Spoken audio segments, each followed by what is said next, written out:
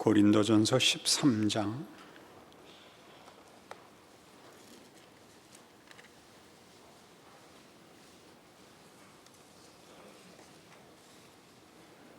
첫 절부터 끝절까지 제가 읽겠습니다. 내가 사람의 방언과 천사의 말을 할지라도 사랑이 없으면 소리나는 구리와 울리는 꽹과리가 되고, 내가 예언하는 능력이 있어 모든 비밀과 모든 지식을 알고 또 산을 옮길 만한 모든 믿음이 있을지라도 사랑이 없으면 내가 아무것도 아니요, 내가 내게 있는 모든 것으로 구제하고 또 내 몸을 불사르게 내줄지라도 사랑이 없으면 내게 아무 유익이 없느니라. 사랑은 오래 참고, 사랑은 온유하며 시기하지 아니하며, 사랑은 자랑하지 아니하며 교만하지 아니하며 무례히 행하지 아니하며 자기의 유익을 구하지 아니하며 성내지 아니하며 악한 것을 생각지 아니하며 불의를 기뻐하지 아니하며 진리와 함께 기뻐하고, 모든 것을 참으며 모든 것을 믿으며 모든 것을 바라며 모든 것을 견디느니라. 사랑은 언제까지나 떨어지지 아니하되 예언도 패하고 방언도 그치고 지식도 패하리라.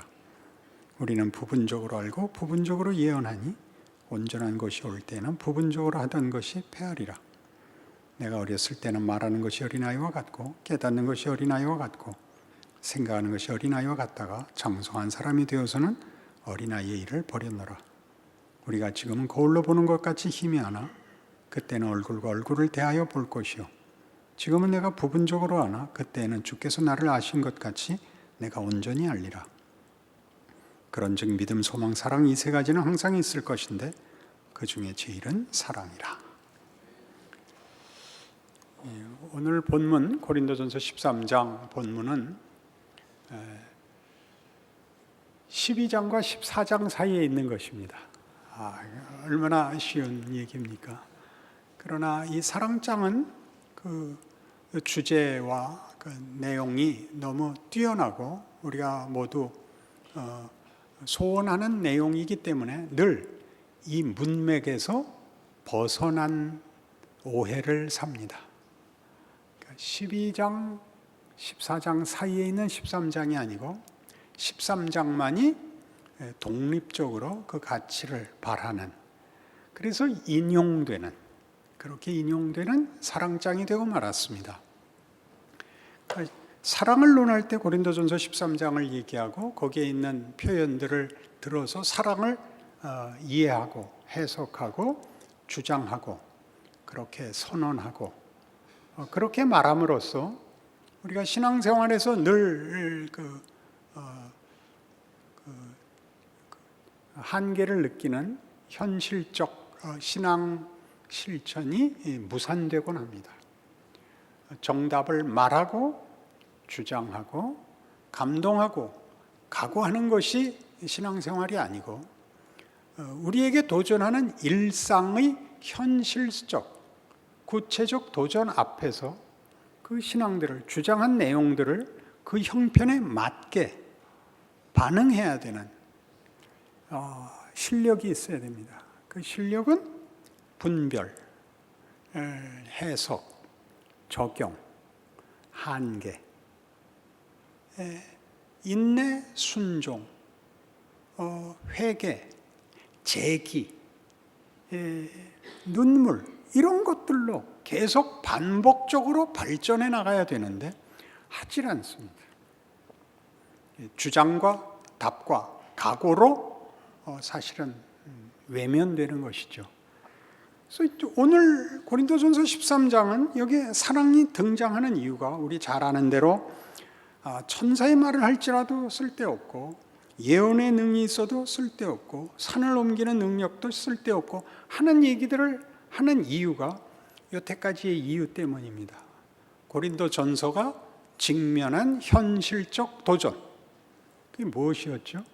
고린도 교회 안에 있는 신앙상의 어떤 왜곡, 어떤 어려움, 심각한 문제에 관한 설명 속에 등장하는 것입니다. 고린도 교회에 있었던 가장 큰 문제가 뭐였느냐? 그 장점이 단점이 될 수 있다는 것이었습니다. 고린도 교회의 장점은 지식과 지혜가 있는 것, 은사가 있었던 것, 열심이 있었던 것.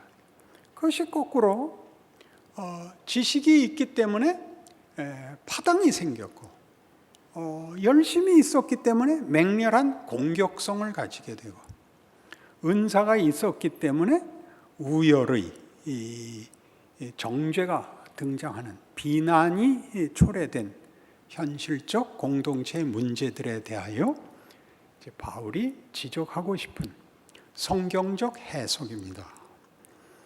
그러니까 사랑이라는 것은 이 모든 문제를 판단하고 교정하는 데 있어서 우리가 아는 어떤 기준보다도 높은 기준이라는 것. 그것이 높은 기준이기 때문에 그것보다 낮은 기준을 사용하는 것을 넘어서야 된다는 것을 가르치고 싶은 것입니다. 그것은 잘잘못을 넘어서는 이야기죠. 신앙 공동체가 가지는 가장 중요한 기준점은 무언가? 판단의 기준은 무엇인가? 우리가 추구하고 하나님이 요구하는 것은 무엇인가를 잘잘못을 통하여 우리가 그 문제를 얼마나 쉬운, 우리가 아는 상식과 우리의 경험의 잣대로 낮추어서 사용하는 바람에 같은 신앙 고백과 소망을 가지고 모여서 유익은 만들어지지 않고 어떻게 서로 손해와 상처만 생기게 됐는가를 설명하려고 하는 것입니다. 그래서 우리는 잠깐 1장에서 12장까지를 살짝 훑어볼 필요가 있습니다. 이 계속되는 연속적인 바울의 지적, 신앙의 가장 중요한 기준과 잣대가 뭐냐 하는 문제입니다. 1장으로 가보시죠. 고린도전서 1장 10절. 형제들아, 내가 우리 주 예수 그리스도의 이름으로 너희를 권하노니 모두가 같은 말을 하고 너희 가운데 분쟁이 없이 같은 마음과 같은 뜻으로 온전히 합하라. 내 형제들아, 글로에의 지편으로 너희에 대한 말이 내게 들리니 곧 너희 가운데 분쟁이 있다는 것이라. 내가 이것을 말하거니와 너희가 각각 이르되 나는 바울에게, 나는 아볼로에게, 나는 게바에게, 나는 그리스도에게 속한 자라 한다는 것이니 그리스도께서 어찌 나뉘었느냐? 바울이 너희를 위하여 십자가에 못 박혔으며 바울의 이름으로 너희가 세례를 받았느냐? 나는 그리스도와 가이오 외에는 너희 중 아무에게도 내가 세례를 베풀지 아니한 것을 감사하노니 이는 아무도 나의 이름으로 세례를 받았다 말하지 못하게 하려 함이라. 이 무슨 문제 때문에 편지를 쓰게 됐다고요? 고린도 교회 안에 분당이, 파당이 생겼다는 거죠. 파당이 생겼을 때 그들이 무슨 이유로 파당을 만들었겠습니까? 우리가 더 낫다, 우리가 정답이다, 너희는 틀렸다가 됐죠. 그렇게 하기 위해서 누구를 끌어들였다고요? 예수 외의 사람을 끌어들이게 됐다는 거죠. 우리 보통 하는 얘기로는 우리가 제일 쉽게 끌어들이는 건 도덕일 수 있습니다. 때문에 유익, 효율성, 능력을 끌어들일 수 있습니다.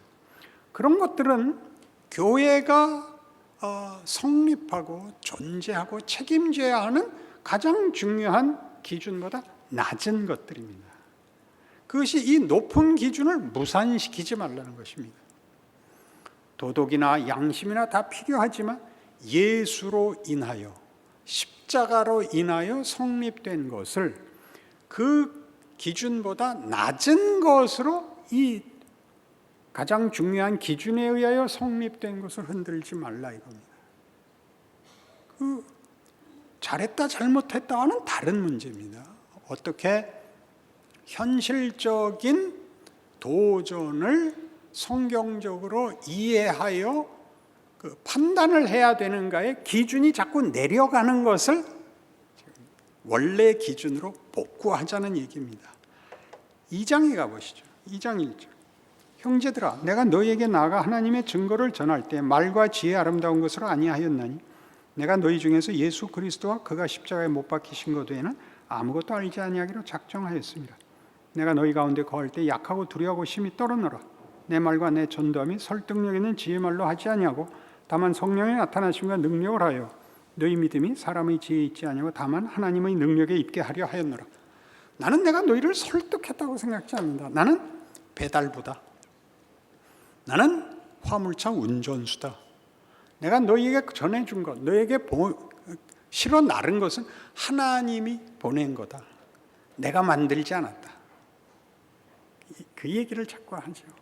그러니까 우리가 교회 내에서 교회 공동체나 사회 속에서 우리의 책임을 실천할 때 가장 중요하게 생각해야 되는 건 이것은 다 하나님의 능력에 속하는 창조와 부활의 권능으로만 가능한 일이라는 걸 알아야 됩니다.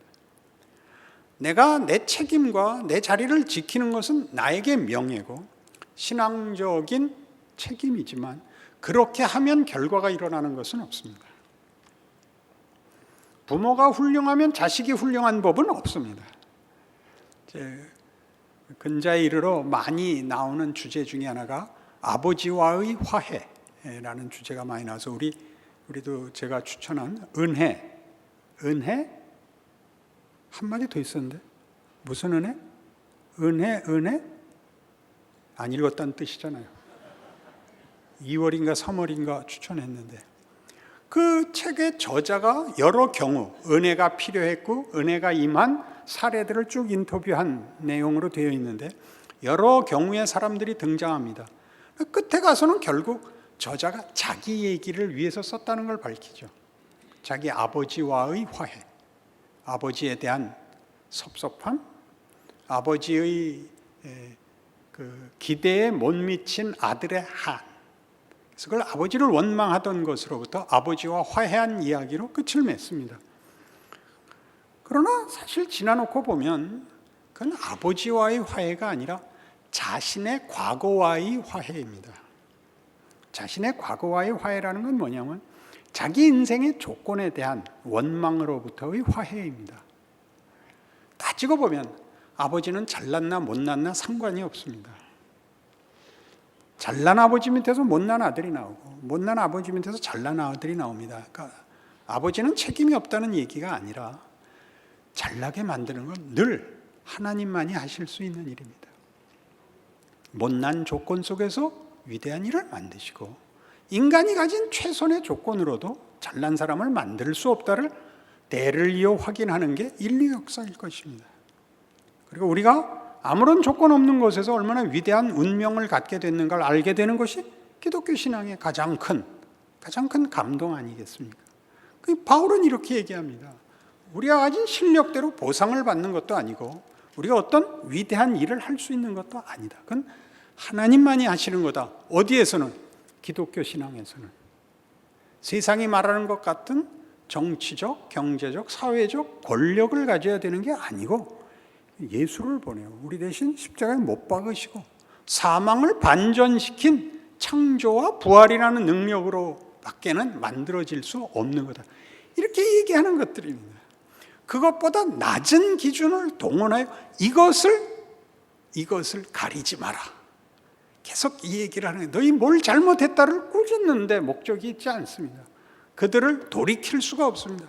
바울은 권력을 가지고 들어가지 않았기 때문입니다. 3장에는 이렇게 되어 있습니다. 3장 3절.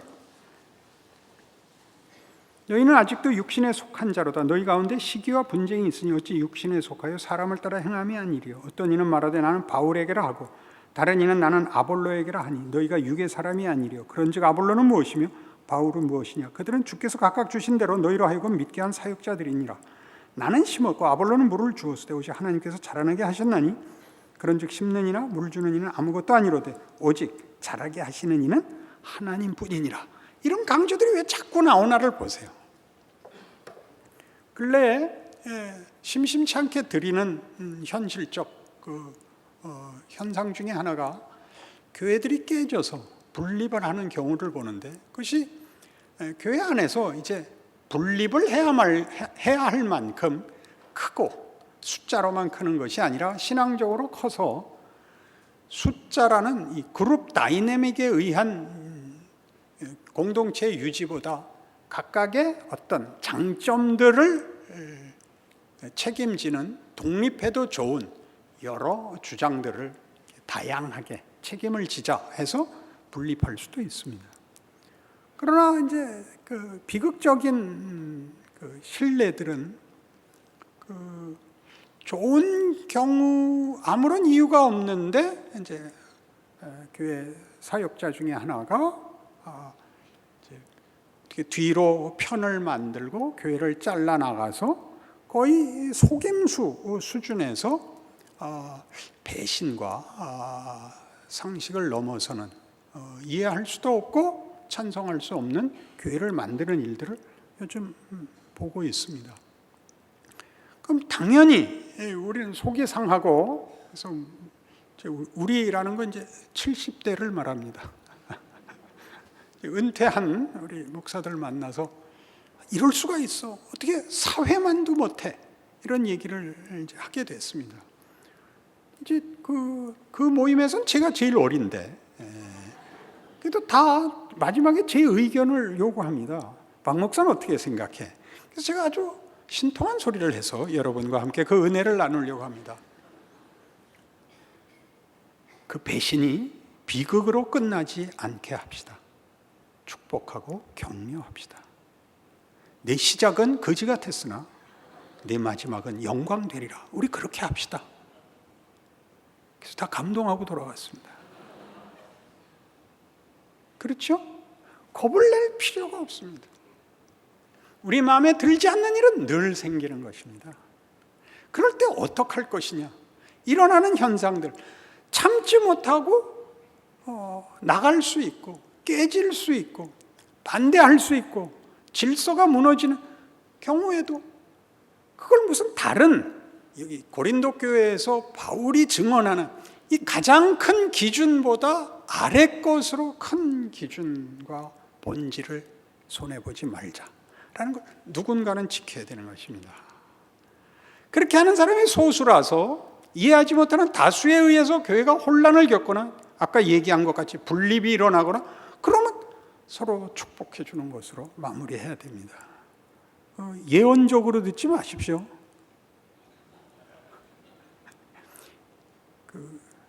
웃지 않는 거 보니까 못 알아들었더라듯이. 4장 1절. 사람이 마땅히 우리를 그리스도의 일꾼이요 하나님의 비밀을 맡은 자로 여길지어다. 그리고 맡은 자들에게 구할 것은 충성이니라. 너희에게나 다른 사람에게나 판단받는 것이 내게는 매우 작은 일이라. 나도 나를 판단하지 아니하노니 내가 자책할 아무것도 깨닫지 못하나 이로 말미암아 의롭다함을 얻지 못하노라. 다만 나를 심판하실 이는 주시니라. 그러므로 때가 이르기 전 곧 주께서 오시기까지 아무것도 판단하지 말라. 그가 어둠에 감추인 것들을 드러내고 마음의 뜻을 나타내시니 그때 각 사람에게 하나님으로부터 칭찬이 있으리라. 조급해하지 마라, 그런 뜻입니다. 괜찮다. 방지일 목사님의 유명한 그 말씀이죠.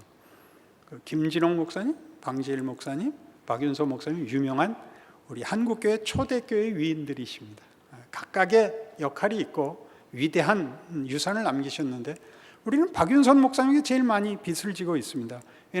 왜냐하면 그는 신학자로서 우리에게 이렇게 신학적인 유산을 남겨주셔서 많은 저서와 책들로 인하여 또는 사실은 그 시대에 설교로 많은 사역을 하셨습니다.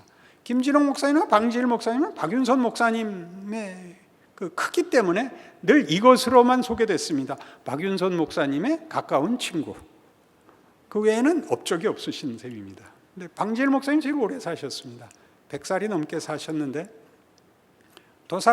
돌아가시기 얼마 전에 그 방송사의 인터뷰를 받으셨습니다. 여러 가지 이제 질문 맨 끝에 그런데 목사님 요즘 한국교회가 이렇게 시끄럽고 창피하게 됐는데 한마디 하실 말씀 없습니까? 그래서 이 유명한 말씀을 하셨습니다. 괜찮아. 괜찮죠. 괜찮습니다. 여기 있는 대로 너에게나 다른 사람에게나 판단받는 것이 내게는 매우 작은 일이라. 괜찮습니다. 세상은 우리를 모릅니다. 여러분이 우위에 서고 여러분의 영향력이 확실해지는 날은 예수님 오시는 날 외에 없습니다. 그냥 괜찮습니다. 할 만큼 하십시오. 그거야 못하겠습니까? 근데 여기를 다 이제 초조해야 합니다. 여러분들의 신분, 지위, 소원이 확실하게 마음에 들게 발휘할 조건이 되어 있지 않는 것. 외부적으로만 아니라 여러분 자신에게서 그렇게 되어 있지 않는 것이 여러분 안타깝습니다. 안타까워해야 되지만 그건 조급할 문제도 아니고 그 문제를 여러분이 그렇게 비극적으로 절망적으로 느끼실 필요 없습니다. 주께서 오시기까지 모든 것이 감추어져 있습니다. 우리의 역할, 우리의 한계가 뭘 만들어냈는지 우리 예수님 다시 오시는 날 보고 놀랄 것입니다. 생각보다 여러분들은 위대한 인생을 살고 역할을 맡고 있고 하고 있습니다. 6장에 가면 그러니까 이 얘기가 나옵니다. 6장 1절 너희 중에 누가 다른 이와 더불어 다툼이 있는데 구태여 불의한 자들 앞에서 고발하고 성도 앞에서 하지 아니하느냐? 성도가 세상을 판단할 것을 너희가 알지 못하느냐? 세상도 너희에게 판단을 받겠거든 지극히 작은 일 판단하기를 감당하지 못하겠느냐? 우리가 천사를 판단할 것을 너희가 알지 못하느냐? 그러하거든 하물며 세상 일이랴. 이 굉장히 놀라운 일이죠. 다른 거 아닙니다. 송사를 하면 잘못됐다는 것이 아니라 법으로 가는 것보다 교회는 더 위에 있는 판단 기준과 본질적 기준을 가져야 된다. 그런 얘기죠. 오늘 우리 13장을 얘기로 하지만 사랑입니다. 사랑은 법정에서 정답을 찾을 수가 없습니다. 그러니까 이렇게 교회가 이런 사랑의 기준까지 오지 못하는 것은 늘 교회가 깨우쳐야 하고 가르쳐야 하는 문제이지 사랑이라는 이름으로 그것이 폭력이 되거나 명분이 되거나 다른 방법을 동원하는 빌미가 되어서는 안 됩니다. 사랑이 수단이고 방법이고 유일한 잣대고 그것을 쓰지 못하는 한 아무 말도 할 수 없는 그런 각오를 가지셔야 됩니다. 그렇게 가지 못하면 어떻게 되느냐? 혼란을 겪어야죠. 그럼 죄냐? 아니요. 신앙이 어린 거죠. 감수해야죠. 배신이 비극이 되지 말게 해라. 얼마나 멋진 말입니까? 미숙한 것이 운명이 되게 하지 말자. 그 또한 얼마나 멋있는 말입니까? 그렇죠? 자식을 기를 때 그러지 않습니까? 자식이 공부 열심히 해서 한 달에 한 살씩 먹을 거라고 기대하는 부모는 없을 것입니다. 그래서 그만큼의 시간이 필요한 것입니다. 그러니 무슨 문제가 생기면 그런 보다 쉬운 원칙과 기준을 도입함으로써 문제를 쉽게 해결한 것처럼 보이지만 실제로는 교회의 정체성을 오히려 막은 꼴이 되는 것에 대하여 사도 바울이 고린도 교회를 지금 교정하고 있습니다. 어디까지 가야 되는지를. 그래서 사랑이 등장하고 있습니다. 8장 9절 그런즉 너희의 자유가 믿음이 약한 자들에게 걸려 넘어지게 하는 것이 되지 않도록 조심하라. 여러분 자유가 굉장히 남에게 걸림돌이 된다는 게 무슨 뜻이냐 하면 여러분은 알고 상대방은 모르는 문제에 있어서 여러분들이 상대방의 무식을 다 지적하는 것이 여러분의 권리가 아닙니다. 상대방이 감당할 만큼만 해야 됩니다. 부모가 자식 모아놓고 가족 회의를 할 때는 일주일에 2번 먹는 고기 먹는 날을 언제로 정할까? 그런 의논할 때 자식들하고 의논하는 거고 보다 심각한 문제에 있어서는 자식들하고 의논하지 않습니다. 권하고 강요하고 꾸짖습니다. 우리가 사회에서 우리가 가져야 하는 증언과 책임을 다 수행하기 위하여 세상을 꾸짖는다는 것은 폭력을 휘둘러 강제력을 위협을 주는 것이 아니라 우리가 분명히 구별되어야 합니다. 분명히 구별되어야 합니다. 그 문제가 지금 현실 속에는 매우 약화됐죠. 구별되어야 합니다. 그것은 다른 식으로 구별을 할 수 없습니다. 삶에 대한 이해, 반응, 결정, 책임, 실천에서 나옵니다. 무슨 유별난 것을 하는 게 아니라 아닌 것을 안 해야 됩니다. 하나씩 하나씩 매일 일어나는 사소한 곳에서부터 해야 됩니다. 여러분에게 권하는 것, 여러분 표정을 좋게 가지셔야 됩니다. 우리가 가진 자입니다. 지금 한국 사회에 나가보십시오. 모두가 원망하지 않습니까? 사람이 모인 것은 어느 곳에 가든지 전부 무표정과 외면 일관입니다. 핑계는 좋습니다. 다 핸드폰입니다. 그러면 안 됩니다. 사람이 사람을 마주하고 서서 고개를 떨구고 있는 건 죄인만 그러는 겁니다. 생각을 해보십시오. 여러분이 간 곳에는 기쁨이라는 것이 수반되어야 됩니다. 반가워하고 반김을 받아야 합니다. 그리고 우리 한국 사회의 지금의 현실에서 보는 것은 우리는 대화를 할 줄 모릅니다. 대화를 그 다음 단어가 안 떠올라서 너무 해설이 깁니다. 네가 그러는 것은 누가 말한 것 같이 이렇게 얘기한 것 중에 무엇을 따랐기 때문에 이렇게 되게, 이러면 대화는 안 나옵니다. 대화는 맞장구를 쳐야 됩니다. 상대방이 그렇대요. 내일 해가 서쪽에서 뜬다면 기대하겠어. 그래야 되는 겁니다. 9장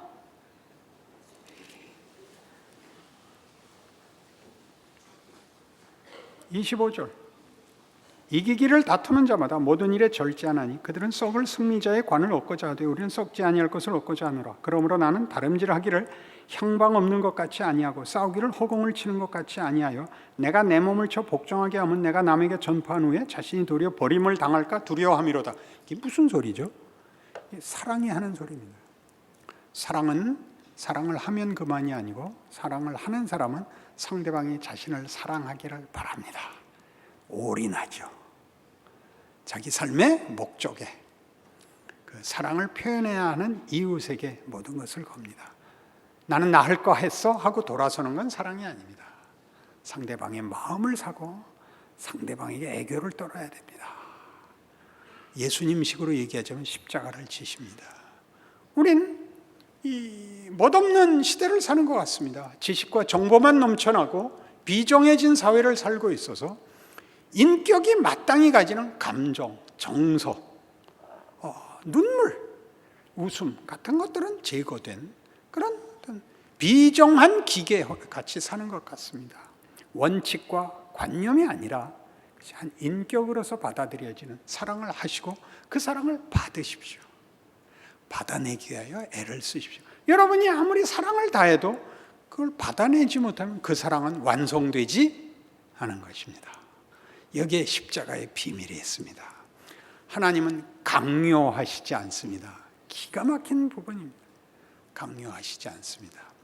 우리가 항복할 때까지 그 대신 우리가 죽게 놔두지 않습니다.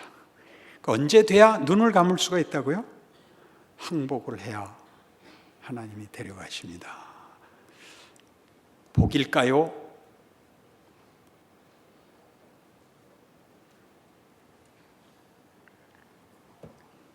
십장에 가면 23절 모든 것이 가나 모든 것이 유익한 것은 아니요 모든 것이 가나 모든 것이 덕을 세우는 것은 아니니 누구든지 자기의 유익을 구하지 말고 남의 유익을 구하라. 31절 그런즉 너희가 먹든지 마시든지 무엇을 하든지 다 하나님의 영광을 위하여라. 이런 구절들은 오늘 사랑이 등장하는 것과 매우 밀접하게 연결되어 있는데 놓칩니다. 하나님은 사랑이십니다. 요한 1서엔 그렇게 정의를 합니다. 사랑이 뭐냐? 사랑은 하나님 자신이시다. 하나님은 누구이시기에 우리를 사랑하시는, 우리를 사랑하는 것이 영광이, 우리의 사랑을 가장 기다리시는, 그래서 우리가 그의 영광의 찬송이 되기를 바라시는 우리 아버지시다. 이렇게 말하는 거죠. 그러니까 하나님과 우리의 관계를 그것보다 낮은 차원에서 다루는 것은 궁극적인 가장 중요한 이 원칙을 외면하는 것으로 쓰일 위험이 있습니다. 이 사랑의 과정에 가기 위하여 도덕과 윤리와 양심과 어떤 지식과 많은 과정들을 거쳐야 되지만 그것이 이 중요한 원칙에 도다르고 사용하고 가지기 위해서야지 그것을 외면해도 좋은, 그것보다 낮은 것으로 쉽게 처리하는 것이어서는 안 된다. 성경이 하고 싶은 얘기입니다. 이 바울은 끊임없이 이 싸움을 걸고 있는 것이죠. 그래서 11장 여러분 잘 아시는 19절 잘 생각해 보세요. 너희 중에 파당이 있어야 너희 중에 옳다 인정함을 받은 자들이 나타나게 되리라. 이게 아주 빈정거리는 꾸중이었는데 차별화함으로써만 정체성이 살아나는 배타적 정체성. 나는 너와 다르다. 그러니까 자기를 증명하기 위해 상대를 비난하거나 상대방을 밟는 것으로 나타나면 절대 안 됩니다. 그러면 십자가는 무색해집니다. 십자가는 죄인을 구원하는 하나님의 방법입니다. 죄인이 대상이 아니면 십자가는 필요가 없는 것이죠. 그러니 생각해 보십시오. 사랑이란 그런 것이죠. 사랑이란 조건이 관계가 없는 것이 사랑이죠. 사랑만큼 조건과 관계없는 게 어디 있습니까? 사랑만큼 자격이 관계없는 게 어디 있습니까? 사랑은 뭘 넘는다? 사랑은 담을 넘는다? 그건 복돌이와 복순이 때 얘기고, 사랑은 국경을 넘는다. 인종을 넘는다. 피부색을 넘는다. 그렇지 않습니까? 기독교 신앙의 위대함입니다. 그니 여러분이 이거를 적극적으로 실천할 실력이 없을지라도 부정적으로나마 알고 있어야 됩니다. 여기까지 가지 않는 것으로 이 가장 중요하고 가장 위대한 기독교 신앙을 대체하거나 축소시키거나 타협하면 안 된다라고는 알고 있어야 됩니다. 그렇죠. 사랑은 자주 이렇게 쓰였던 거 기억하십니까? 우리 교회는 사랑이 없어. 이렇게 함으로써 잘난 척이 됐던 발언들이 있었다는 것을 아시죠?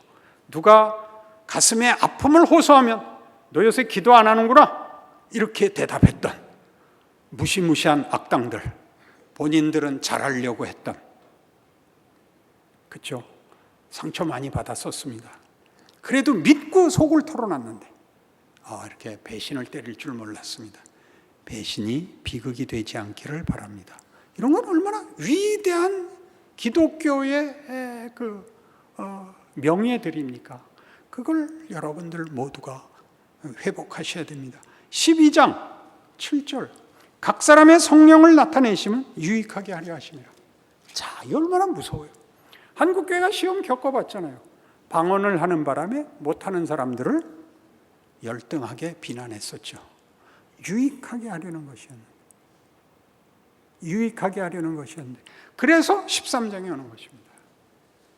사랑이 주인이 되고 사랑이 행동하는 것이어야 된다. 사랑은 없고 방법과 수단과 자기 증명만 되는 것은 생명이 없는, 진리가 아닌, 기독교가 아닌 것이다. 이렇게 온 것이 고린도전서 13장인 것입니다. 이 사랑이 얼마나 놀라운 것인가, 찬양하고 노래하고 즐기고가 아니고 어디에다 써먹으라고요? 여러분의 현실에 써먹으시라고요. 여러분이 원망하는 여러분의 일상에 써먹으시라고요. 우리만이 사랑할 수 있는 것입니다. 사람을 외모로 보지 않으며 이해관계로 보지 않으며 그가 나한테 해를 끼친 것을 보복하지 않으며 질서를 지키되 원망하거나 저주하지 않으며 사는 것입니다. 우리가 세상적인 권력보다 더 큰 권세를 가졌으나 그 권력에 의하여 손해를 보는 것을 감수하는 것입니다. 늠름하게 말이죠. 거기에 신자의 존재적 책임, 예수를 믿는다는 고백의 실제적 책임이 있어야 합니다.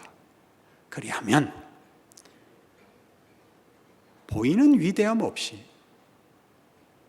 위대한 인생을 살고 매일매일 별거 아닌 삶이 기쁘고 감사하게 됩니다. 하나님이 나와 함께 하시며 이것이 십자가의 신비라는 걸 알게 되십니다. 그 인생 사시는 여러분들이시기 바랍니다. 하나님 아버지 은혜를 감사합니다. 우리가 믿는 신앙이 누구를 꾸짖는 신앙이 아니라 우리를 더 위대하게 하는 신앙이라는 것을 알게 하여 주옵소서. 하나님이 우리를 사랑하셨다는 사실과 우리가 죄인이었었다는 사실과 그런데 하나님의 자녀가 되었다는 사실을 기억하는 자세로, 믿음으로 우리의 인생을 살아 우리 이웃과 세상 앞에 과연 빛이고 소금이고 사랑받고 사랑하는 자로 사는 위대한 인생을 기쁘게 살아내게 하여 주옵소서. 예수님 이름으로 기도합니다. 아멘.